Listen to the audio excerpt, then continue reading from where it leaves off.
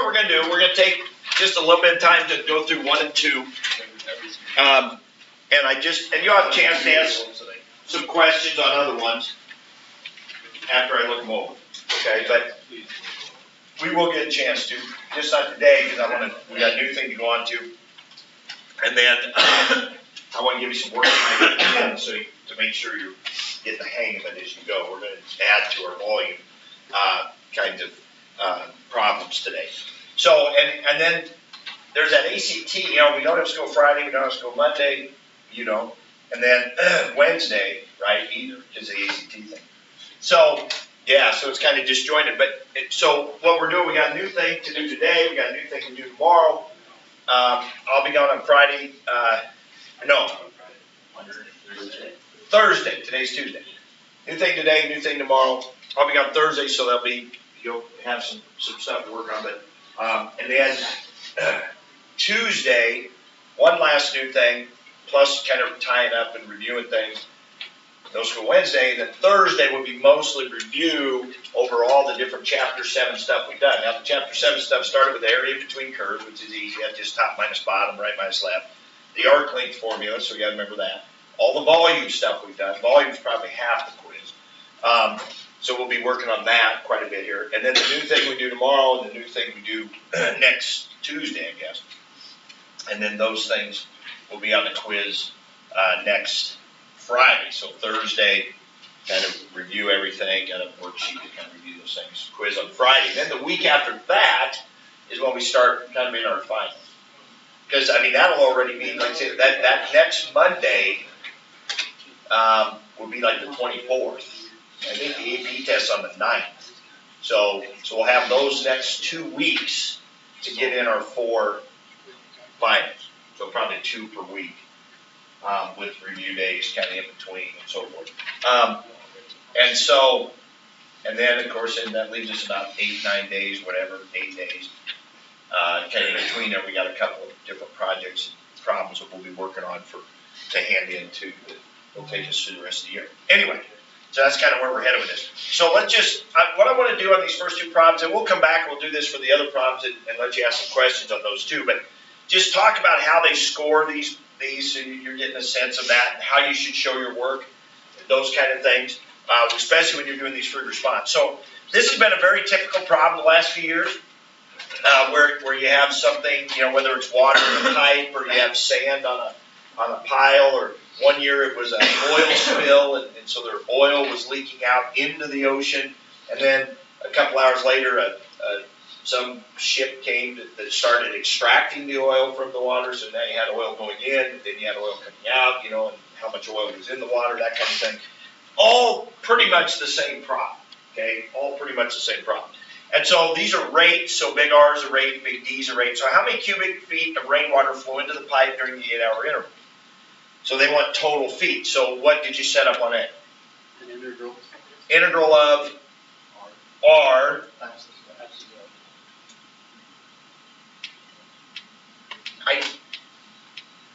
That's a great point. Absolute value. Do you need the absolute value? I thought you didn't need it. I think if you graph R from 0 to 8, and I'm just kind of doing the math here. If we do 0, if we put a 0 in for T, we get 0. If we put an 8 in, we get 64 over 35, which is not quite 2, right? 64 over 35. So in other words, you would be putting into the sine function, and you have a calculator, so it's not like you have to think through this, but it's good thought process anyway. If you put in numbers between 0 and 8, you're going to be putting in numbers between 0 and 2 into the sine function. What do you know about the sine function between 0 and 2? It's above the x-axis, right? Sine function goes up and then comes back down at pi, 3.14, so it's positive. So do you need the bars? But I like the thought process of the bars where you're saying, but here's the other reason you probably know you don't need them. Rate, the water flows into the pipe with this. So they're talking about water going in, so you can assume it's going to be positive. If it turns negative, what's happening? It's flowing out, right? So they're telling you that it's flowing in. So I think that's an assumption you could probably make. there as well. So anyway, they said, okay, just let go R from 0 to 8. If you put bars around it, I don't think you lose anything. So they give you 2 points. One for the integrand, which means R, that you had R in there, and then one for the answer. They don't give you anything for the 0 to 8 because they just assume you couldn't have had the right answer without that. Now, sometimes they do give you points for having that in there. Okay, is the amount of water in the pipe increasing or decreasing at 3? What'd you do there? R3 minus, now, what would be the thought process here? The thought process could be, is the amount of water increasing or decreasing? Well, the amount, let's call that A. Is it increasing or decreasing? It would be A prime, right? So that'd be the cubic feet per hour is positive or negative. Well, the amount of water in the tank is going to be the amount going in minus the amount going out, right? So the rate that the water is going in, or the rate that the water is changing, the amount of water is changing is going to be the or it's going to be big R minus big D. So you put in a 3, and that's exactly right. So you got 2 points on that one. One for somehow considering that you needed R3 and D3. Okay, so again, write that down on your paper. And then since it's negative, we would say the amount of water is decreasing. So having that justification and having that answer, because it's negative, got you this other point. Okay? All right. Good. At what time is the amount of water in the pipe at a minimum? So I'm really curious to see how you did this one. Big R minus dt is that equals 0? Say that again. Big R of t minus dt d of t. Is that equals 0? Those are both weights. And you get t equals 0 and 3.272. And you get this, right? Since they're both rates, that would be like what we just talked about up here, right? So you'd want to know if it's a minimum. Now, is this a local max min or a global max min? Global max min, right? So, okay, we're off to a good start. Now, what do we do with that? Then you can do the LOC.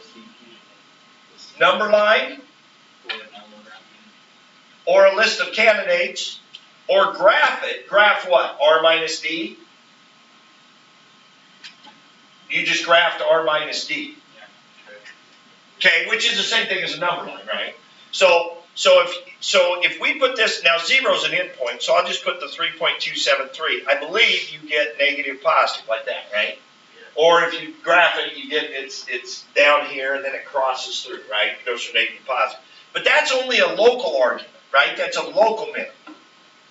So we would need a little more than that. Not a lot more, but a little more. Since it's always decreasing till then, and then it decreases after those. And the key word was always. And I think I said that. When you have a single candidate, you can use, and in a sense we have a single candidate. We do have the endpoints. But in between there, we only have one time that it changes direction. And so, yes, if you did a number line or a graph, like Ryan said, and then you said, since the amount of water is always decreasing before 3.273 and always increasing after, the minimum amount is at 3.273. So that would be okay. All right. Now, what's difficult about doing list of candidates? Because a list of candidates, you would want to plug in 3.273, you'd want to plug in 0, you'd want to plug in 8.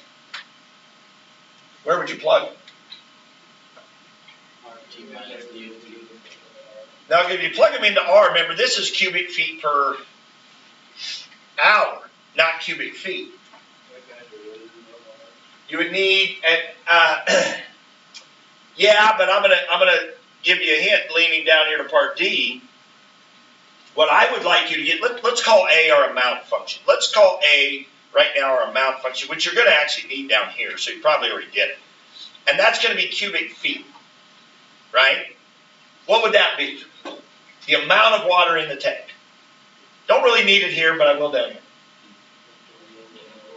The integral. 0 to 0.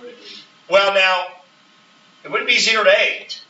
If I want to do the amount of water at some time t, I would need 0 to t, and then here would be,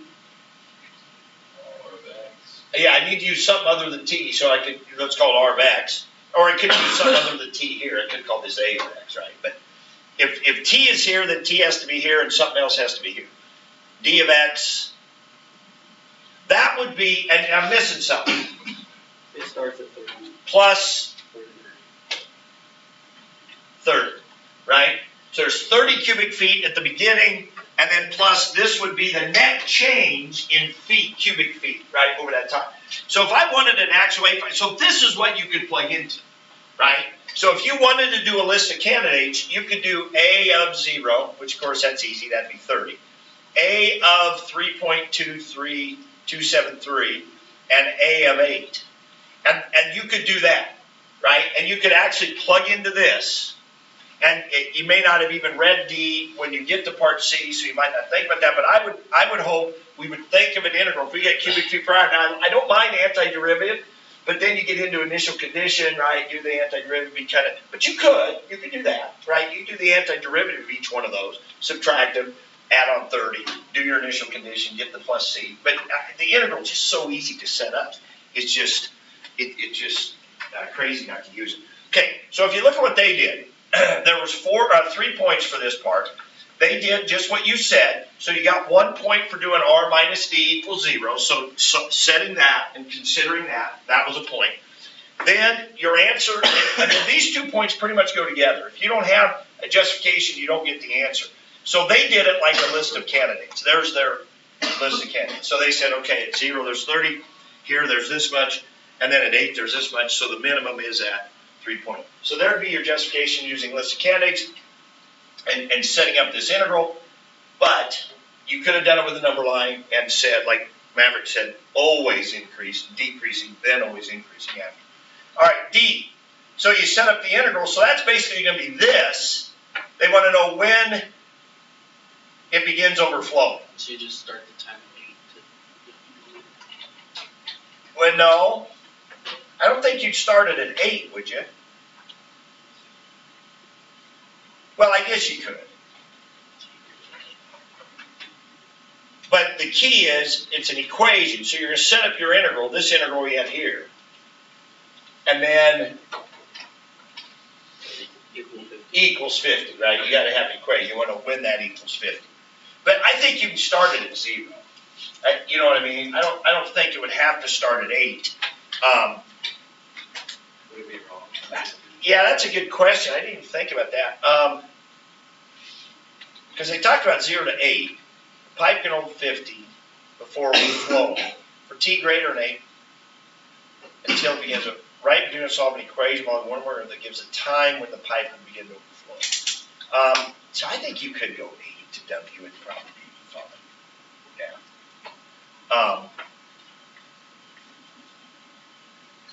I guess we're assuming between 0 and 8 it doesn't overflow. I don't know that it ever says that. Well, yeah, I guess we do know that. We do know from right here. Here's the most water that's in there is at time 8 is 48 cubic feet. So from our list of candidates, now if you didn't do a list of candidates, you would know that. So it does turn out that it doesn't overflow. So 0 to W would be fine, but so would 8 to W, I think. I think they would have to accept that. Okay, moving on real quickly. This gives us a couple of regions. This fits in with what we've been doing. You got F, which is actually this bottom one, and then it switches to be the top one. And then you got this x to the 4th, which is the top one. G is the top one here early, then it becomes the bottom one.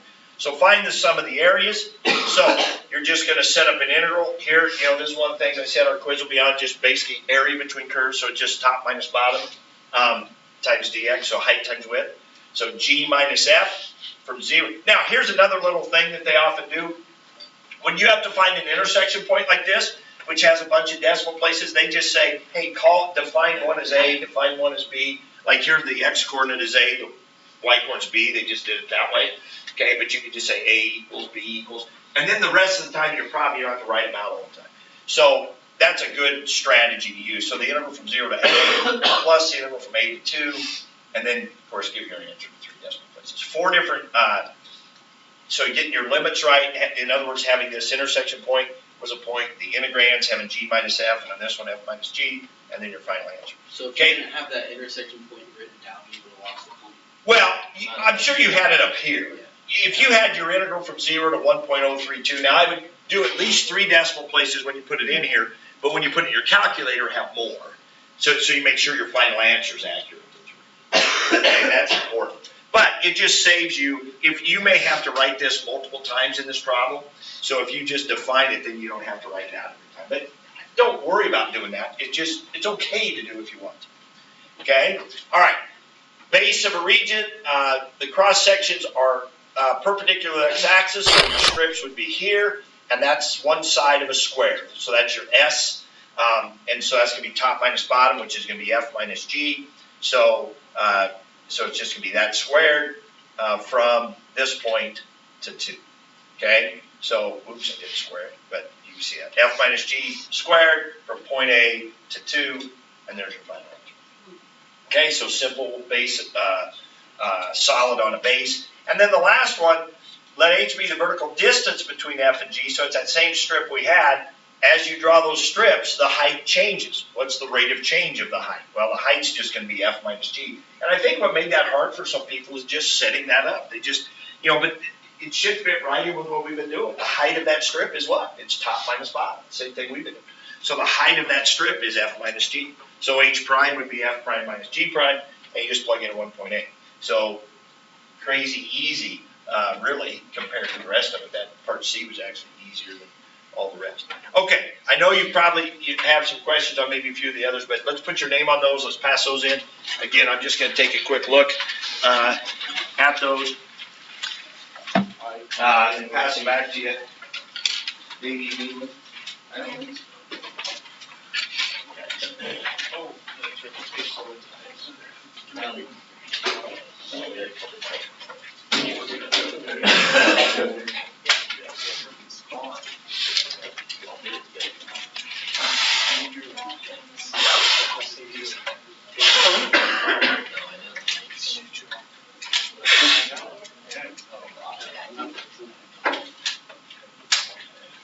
All right, let's get your notes out here, and we'll do this volume thing.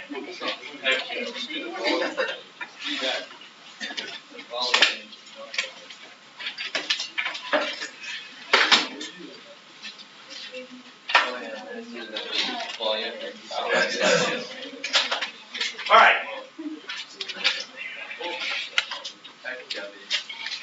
All right.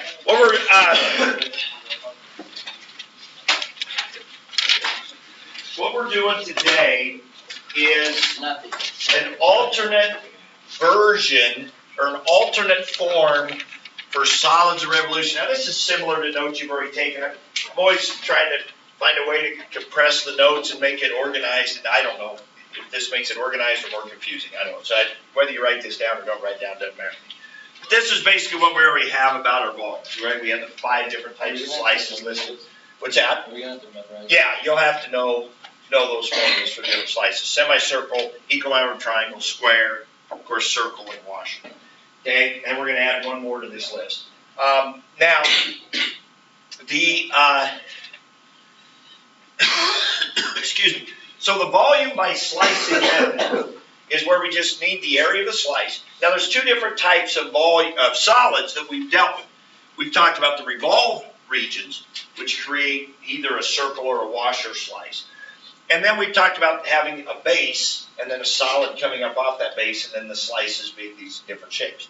What we're going to focus on today is an alternate way to do the ones that are revolved. Okay, the ones that are on a base, there is no alternate way. It's just you do it by slicing. Okay, because that's how they're defined. They're defined as a solid sitting on a base that has a certain type of slice.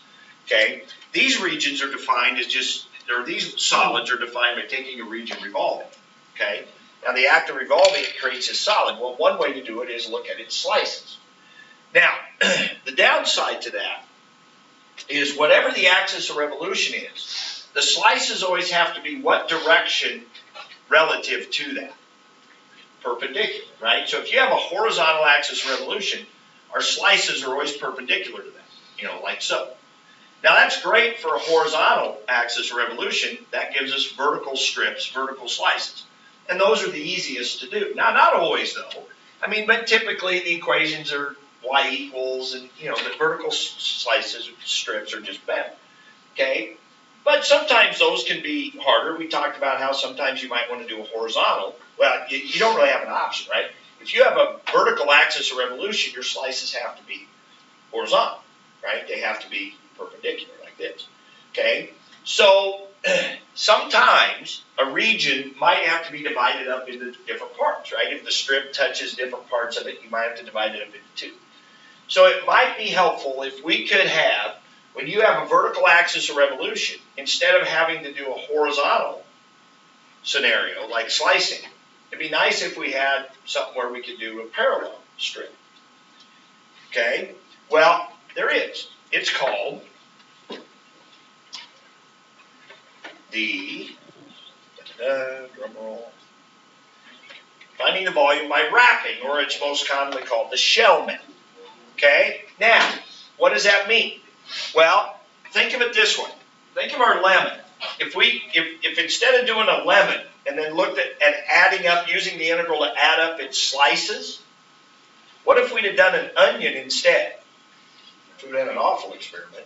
But what if we'd have done an onion instead and thought of the layers of the onion? What if we took off an outer layer and did the volume of that, and then took off the next layer and did a volume of that, the next layer, and the next layer, and the next layer, and the next layer, and the next layer? Wouldn't that also give us a volume? Right? I mean, that would make sense if we could add up an infinite number of layers. Those layers could get thinner and thinner and thinner and thinner. Right? Or you could take the lemon, I suppose, and if there was a way to just peel off one layer, then peel off another layer, then peel off another layer, add up the volumes, you could accomplish the same goal.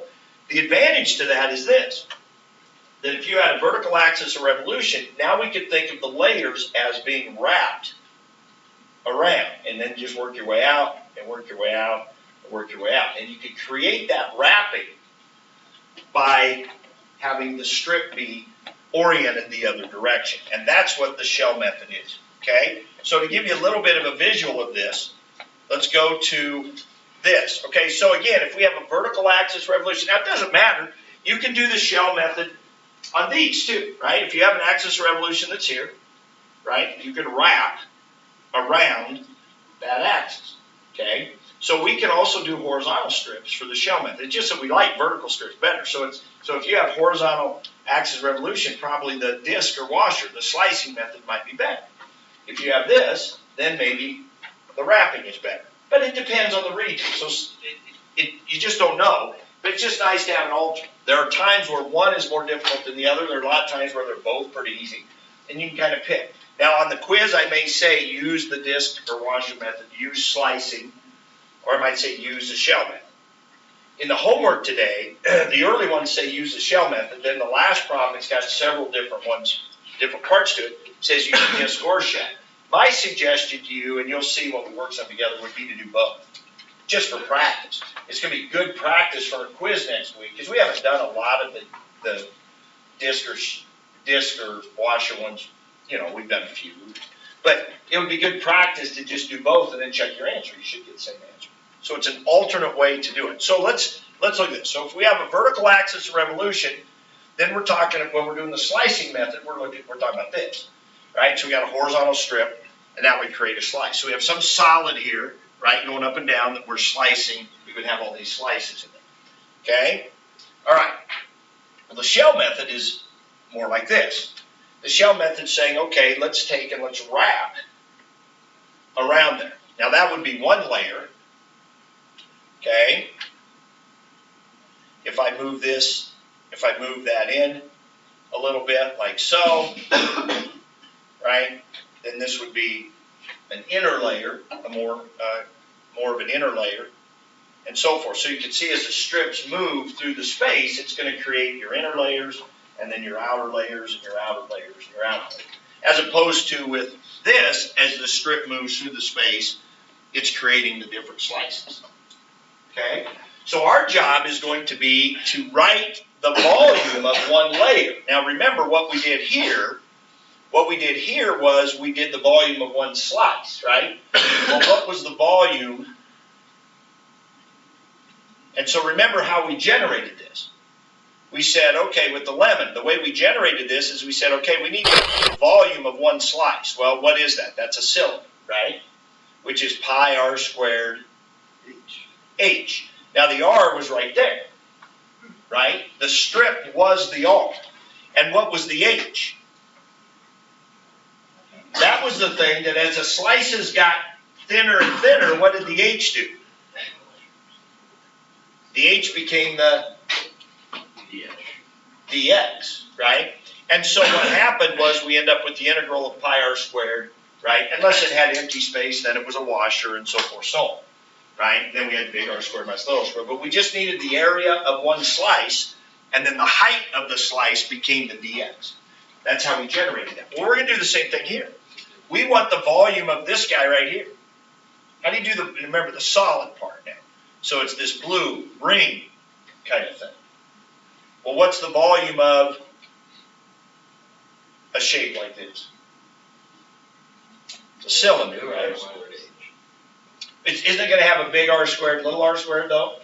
Isn't it going to be the outer cylinder minus the inner cylinder? Now let me revolve this a little bit here.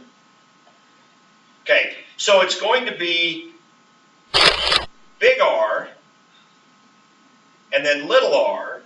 And so it's going to be the outer cylinder, which is going to be pi big R squared h minus pi little r squared h, right? And so you're going to, outer cylinder minus the empty space, the inner cylinder, is going to be that. That's going to be your volume. Now, the problem we have here is this is our h, right? As these layers get thinner and thinner and thinner, is that h disappearing? No. What's disappearing?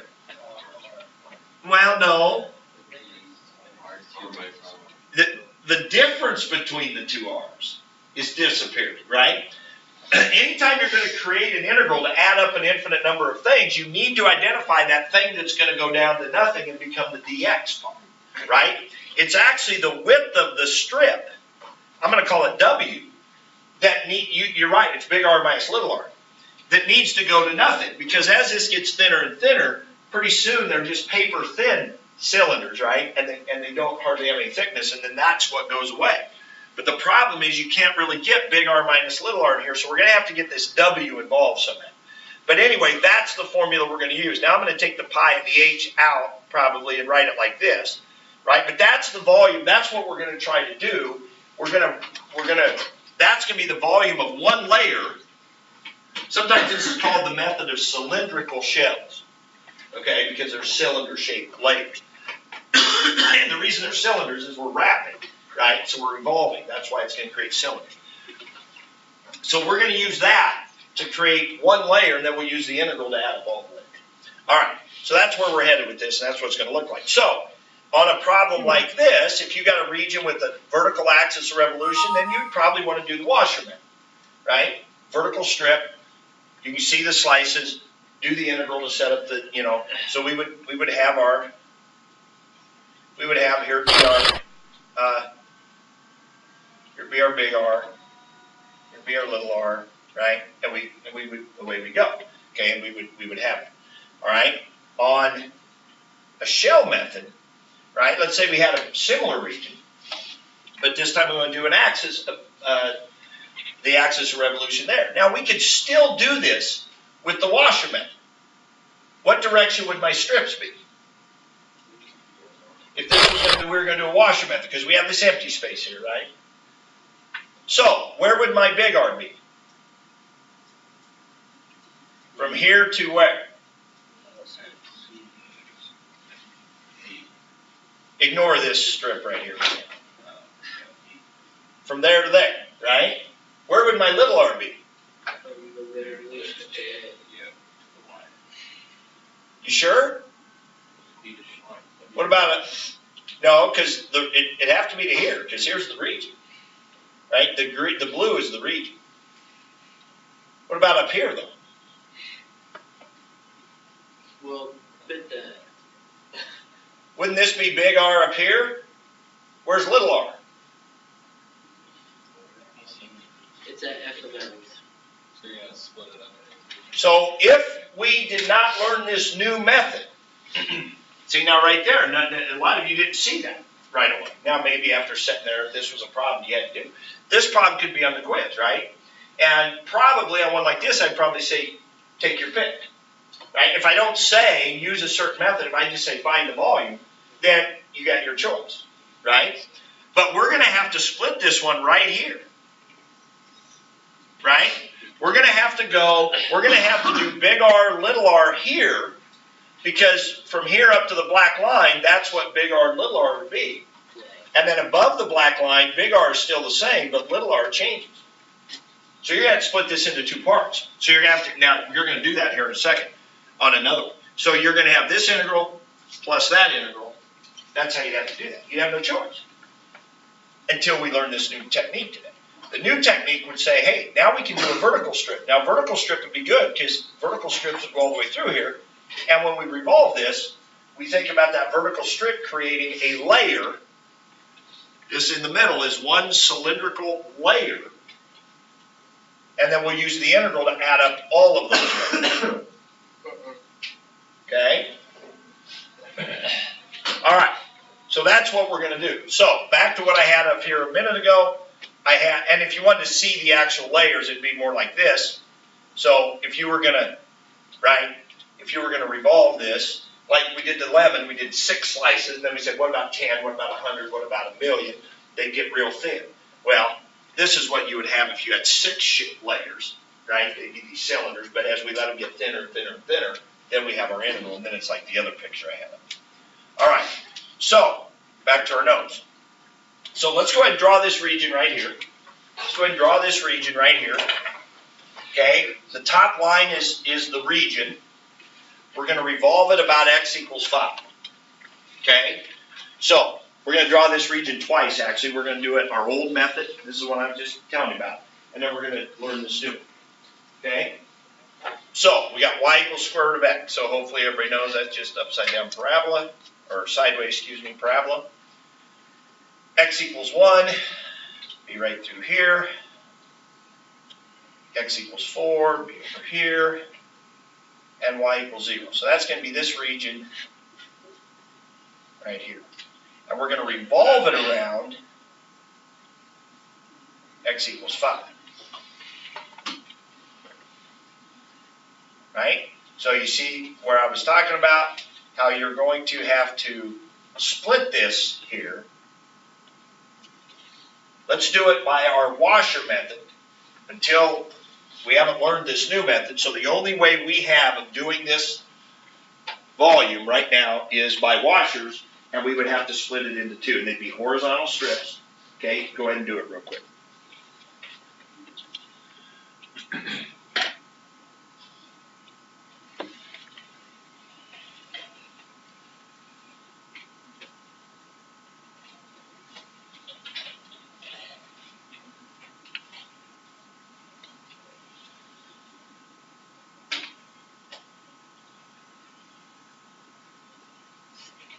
Do it with the horizontal strips? Yeah, because that's the only thing you know how to do right now. Right? We don't know. You couldn't do vertical strips, not with the vertical axis of revolution, right? For slicing, you've got to do horizontal.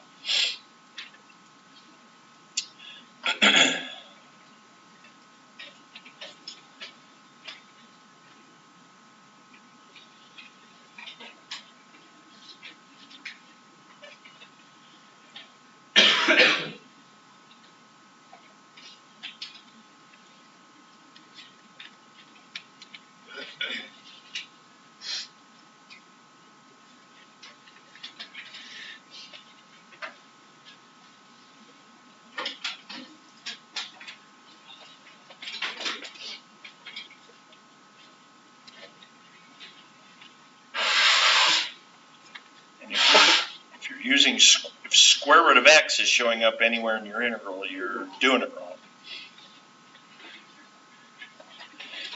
Just so you don't go too far down that path.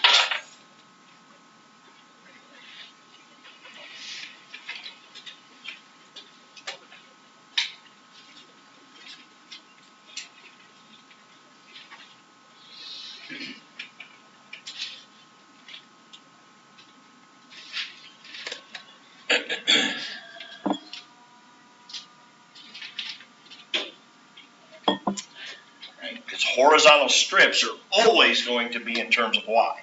Horizontal strips are going to be the right x coordinate minus the left x coordinate. So it's going to have to be an x equals. Yeah, it's a big fraction.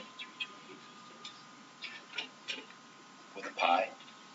Oh, yeah. Don't forget the pi. 328 pi over 15. Once you actually type it in, is what you should be getting. 328 pi over 15. So this would be a perfectly acceptable way to do it on the quiz. If I give you this and just say revolve this region about x equals 5, but you're going to have to do the whole thing. You're going to have to graph it.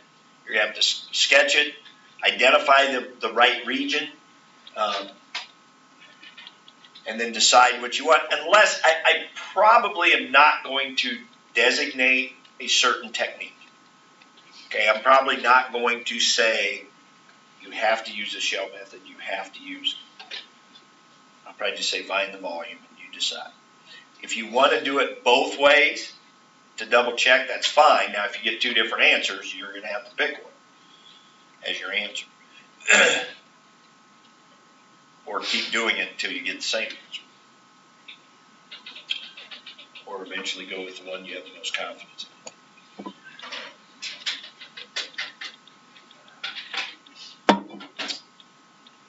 All right, here's what I got. Okay, so just like I had said before, so that on this top section, your outer radius, remember radius always comes from the center, which is your axis revolution. So 5 minus y squared, 5 minus 4.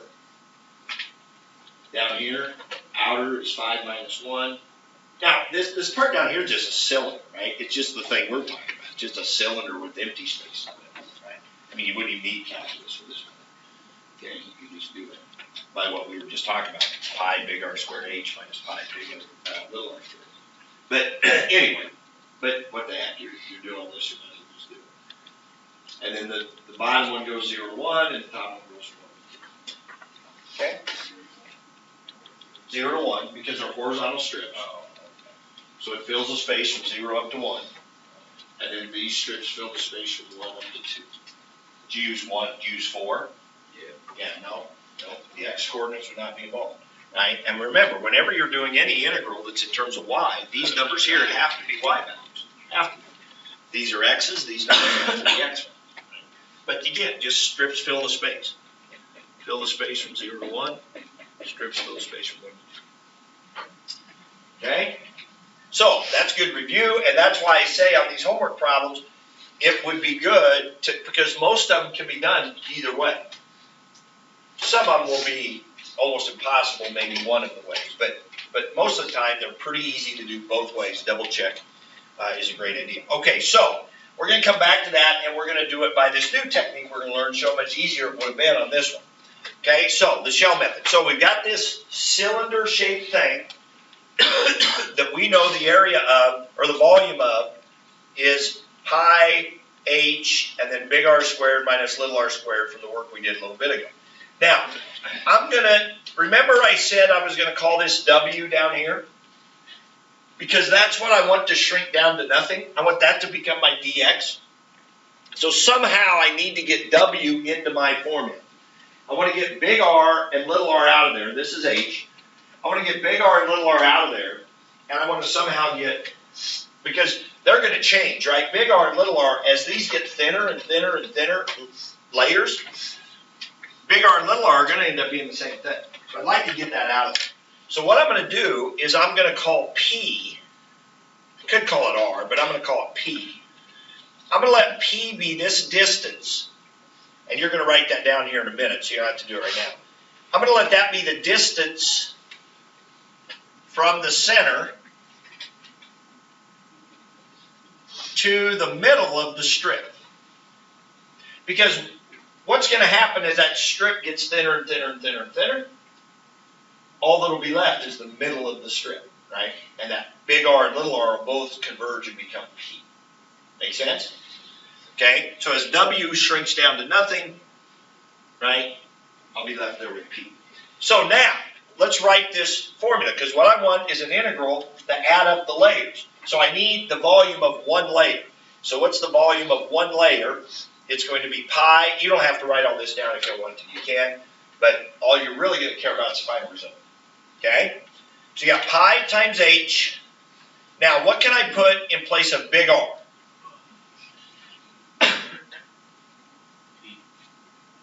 No. P only goes to the middle of the strip. Big R has to go to the outside of the strip. Say it again. P plus 1/2 R. No. P plus W. No. Put your two together. P plus 1/2 W. P plus 1/2 W. W is the width of the strip. P goes to the middle of the strip. So take P plus 1/2 W. But what's going to happen to 1/2 W? It's going to shrink down to none, right? But I want to get W involved. Okay, so it's going to be P plus 1/2 W quantity squared, right? So that's big R. Big R is going to be P plus 1/2 W. Minus, now I need little r. What's little r going to be? P minus 1/2 W. All squared, right? So everybody agree that's the same thing, right? That's the same thing. Big R is P plus 1/2 W, and little r is P minus 1/2 W. And the beauty of this is P is going to be a fixed thing from the center to the strip, and then W is the thing that's going to disappear and become my dx, and so it's all going to be good. Now we got a little algebra to do here. So this would be, if I FOIL that, that's going to be P squared. Inner product would be 1/2 PW, and then double that, because you got outers and inners. So that would be just PW, so that's nice. And then this squared would be 1/4 W squared.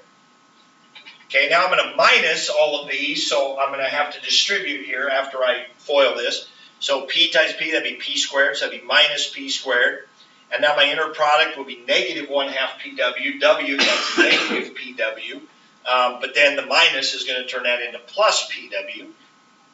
And then this last thing squared is going to turn positive, is 1/4 W squared, but then this negative is going to make it negative 1/4 W squared. Okay, so I FOILed both of those and distributed my negative, and what do you see in there? 2 PWs. P squareds cancel. Oops, that was a W squared right there. The 1/4 W squareds cancel, and you end up with just 2 PW, which is really nice. And so we end up with volume equals pi h 2 PW, and then I'm going to rearrange those a little bit. I'm going to make it 2 pi P H W, and then, so that is the volume of one layer. I'm now going to do an integral to add up all those layers, and those layers are going to get infinitely thin. So all of a sudden, I'm going to have 2 pi, I'm going to have P, I'm going to have H, and then what happens to the W? Becomes a dx from A to B, and voila, I've got a formula that is going to add up the volume of all these layers. And the layers are going to go from the inner ones, starting at A, to the outer layers, ending at B. Okay? All right. And the H, now we're going to have to figure out what is P and what is H. Well, remember, H is just the height of the strip. So that's going to be the same thing we've always been doing. We look at our strip and we do the height of it, top minus bottom, right minus left. The trickier part, and it's really easy once you get the hang of it, is just what is P. Well, you think about where the strip is. It's going to be, it's just going to be right minus left. It's just from the center out to the strip. Well, the strip's going to be setting at some x coordinate. So the strip, you know, might be way out here at the outer edge for an outer layer, or might be in an inner layer, but somewhere it's going to be setting at some x value, and it's just going to be that x value minus where the center is. That's going to be P. Okay? So whatever x value the strip is setting at, minus the center. You'll see what I mean here in a second. Okay, so let's go to this same exact problem. So let's draw that same region we had a little bit ago. I got my parabola. I got x equals 1. I got x equals 4. I got x equals 5. I'm revolving around x equals 5, and I've got this region right here. So what I'm going to now do, this is going to be similar to this picture we had right here. Okay, it's going to be similar to this, although I've got my, I'll tell you what, let me reset this. I'm not sure I can do this. Oops. Reset. Let's see if I can move it over here. So it's going to be similar to this kind of thing. And let's see what happens. Oh yeah, that worked pretty good. Okay, so it's going to be similar to this kind of a deal, where I'm revolving over there, right? And here's my strip right here, okay? Like that. That's what I'm creating. Okay, very similar problem. All right, so for the shell method, I'm going to put in one strip right here, right? That is that height. That is the height of that layer, right? That's the height of that shell. My thought process is this. Okay, I got a vertical axis of revolution. I could do strips or slices, which we already did, 328 pi over 15. So I could do slices, but I want to do layers. I want to wrap. So it's going to be parallel to my axis of revolution. Lets me use a vertical strip. Okay, now, what do I need? I need h. H is always easy because that's what we've always done. What's h? Square root of x minus 0. It's the top y coordinate minus the bottom y coordinate. That's easy. Every strip I put in there is going to be the same. It's going to be square root of x minus 0. What is p? P is the distance from the center to the strip.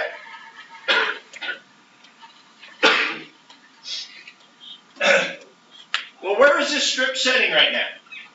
Let's say it's at 2. Let's say that strip is setting at 2 right now. Right? Here's 1. Here's 2. How far is that strip? How'd you get that? 5 minus 2. What if that strip was setting at 3 right now? What would be P? 2. How'd you get 2? 5 minus 3. 5 minus 3, right? What if this strip was at 1.5? So you'd have 5 minus 1.5. So what do you think P is? 5 minus x. Where's this strip? This strip, I'm just going to label it as x. I mean, this strip can be at any x coordinate between 1 and 4. So where is that strip? What x coordinate is it at if it's an unknown x coordinate? What do we call an unknown x coordinate? X. It's called x, right? So when you have a vertical strip and you want to know where it's setting, now that's different than when we do this. We say, what's its y coordinate, right? Of this point right here, what's its x coordinate? It's x. What's its y coordinate? Square root of x, right? We always want the y coordinate here minus the y coordinate here. So square root of x minus 0. But here we're doing it the other way. So this strip is just setting an x. Now it's the same way if we have a horizontal, right? If we have a horizontal axis of revolution and we want to use this new technique, we can do it. We can do horizontal strips and wrap. What's the location of this strip? What's the unknown y coordinate of this strip? Y.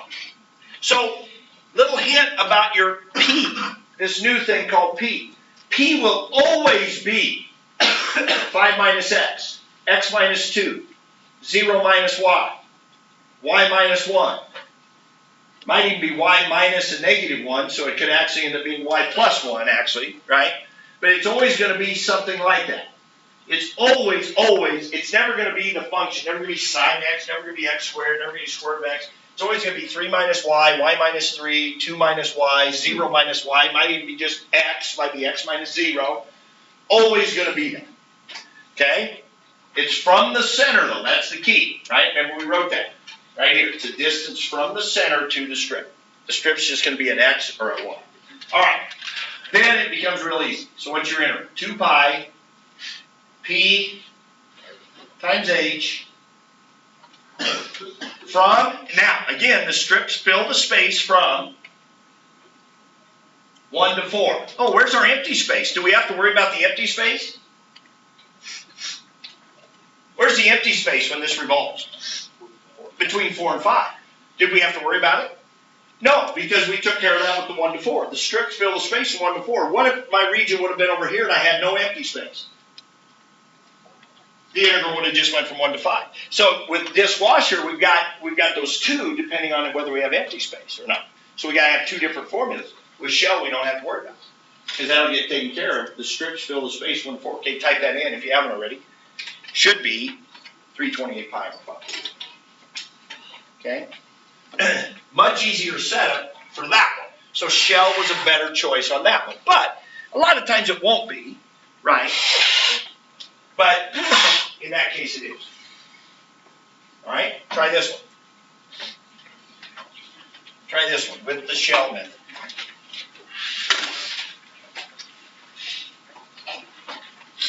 And if you have time, do it both ways, but do the shell method here first.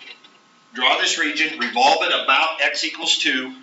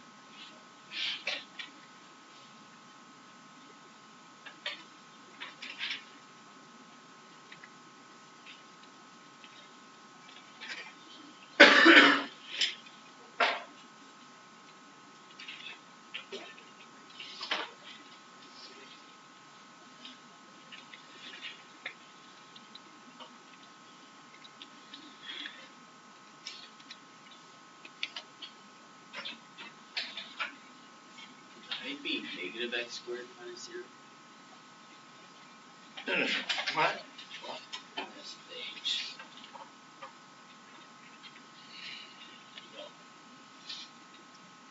Negative x squared. Where do you get that? Would it just be x squared? Fill the left side.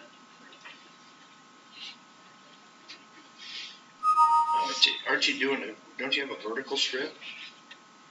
Yeah. So it's the just the top y value minus the bottom. I don't know.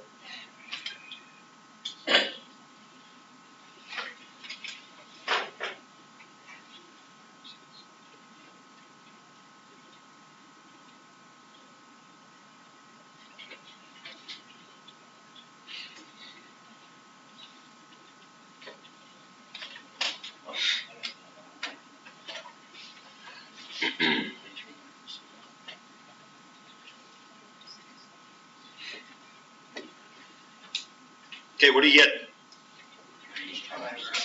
How much? 23 pi over 6. Sounds familiar. Now, in the blue, I did our former method, right? I did the dishwasher. So you'd have x equals 2 you're revolving around, so slicing always has to be perpendicular. So if you got x equals 2, you want to do slices, it's got to be this way. There would be empty space, and you'd have to split it in 2 again. Now, it doesn't mean you, sometimes it's shell method. If you want to do shell method, you might have to split it in 2. Okay, so shell's not always better. Okay, that's not what we're saying here. If we were revolving around the x-axis here, if we were revolving around the x-axis, gosh, disk would be so easy. Wouldn't it it'd just be a disk? There'd be no empty space. If we wanted to do washer, and our x-axis was our axis of revolution, then we would have to do this. Well, then we would have to split it. So shell would be bad here if you had a horizontal axis of revolution. You'd have to split it into 2. But with a vertical axis of revolution, it's the dishwasher that you have to split into 2. So I did the top and the bottom, just like the other one we did. So big R would be 2 minus the parabola, which would be y minus 1, and the square root of that. So maybe that's what you were talking about, Joe. I don't know. No, I drew it. Okay, so if you square root, and that'd be the positive part of it, so it'd be 2 minus that, and then 2 minus 1 would be your little r. Here it'd be 2 minus 0 would be big R, 2 minus 1 would be little r. So you have to set up 2 integrals. But the shell, we did use this red strip. So what is h? Top y value minus the bottom y value, right? So it's a parabola, x squared plus 1 minus 0. And what is p? X minus 2. No, 2 would be 2 minus x. Right minus left. So it's 2 minus x. 2 minus x. Now, if the axis of revolution is over here, then you might have x minus, right? So sometimes it's 2 minus x, sometimes it might be x minus 2. It depends what's on the right or the left or the top or the bottom. Okay? So 2 minus x is your p. And bingo, you set up 2 pi, you set up p, doesn't matter what order, p and h, like that. dx from, strips fill the space from 0 to 1, and you better get 23 pi over 6. Okay, try this one. This one's going to be horizontal. Can you go back to? Yep.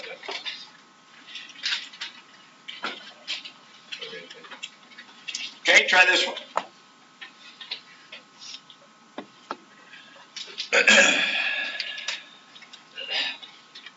You say first quadrant, that just gets back to 0. Yeah, well, yeah, the region is in the first quadrant, right?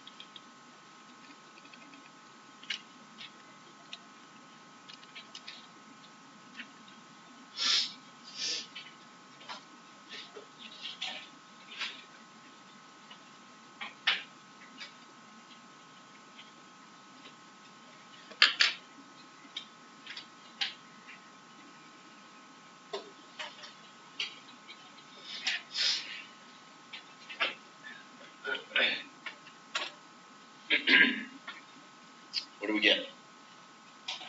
56 pi over 15. How much? 56 pi. 32 pi. 224 pi over 15. You got 224. Okay, 2 people have got 224 pi over 15. 3 people. 4 people. Yeah, we'll see. I still need to know. You still don't know what the region is. Is it 0 on the bottom or is it the top? It's the first quadrant.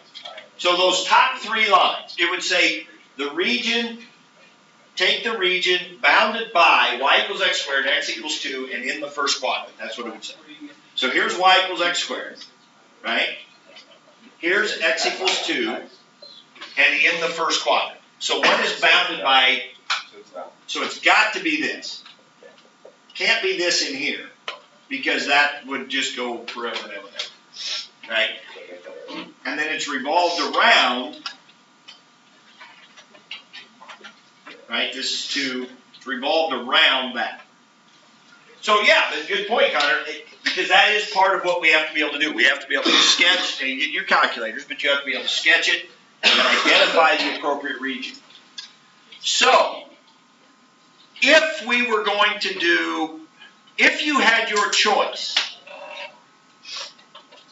this one to me is about 50-50. Which one's easier? Washer would be pretty easy, right? Vertical strips.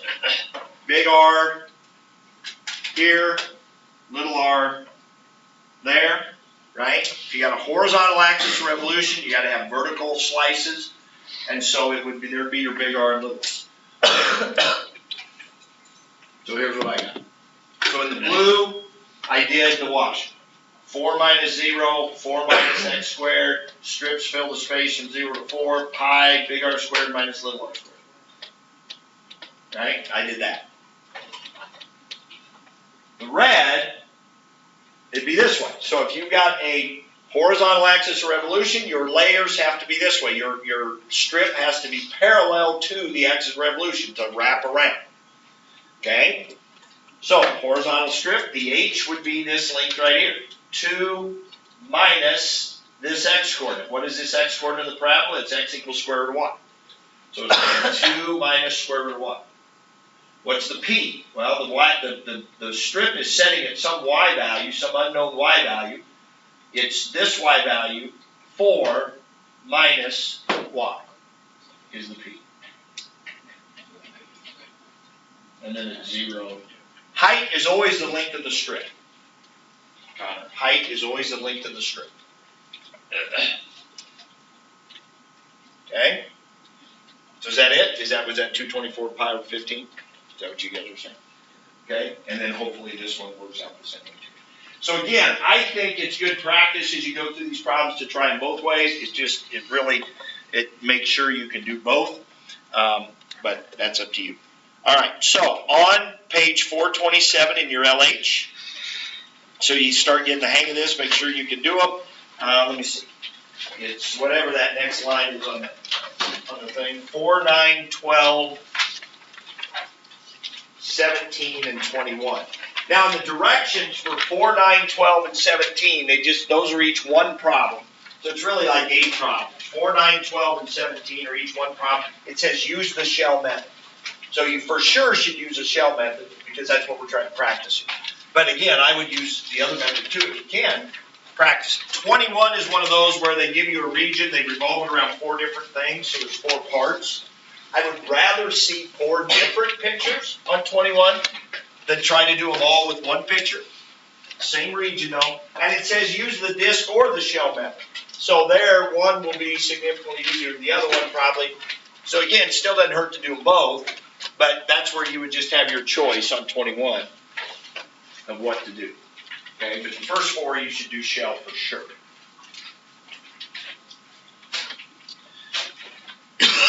The answer book is open up here to that page, so feel free to check and make sure you're on the right track.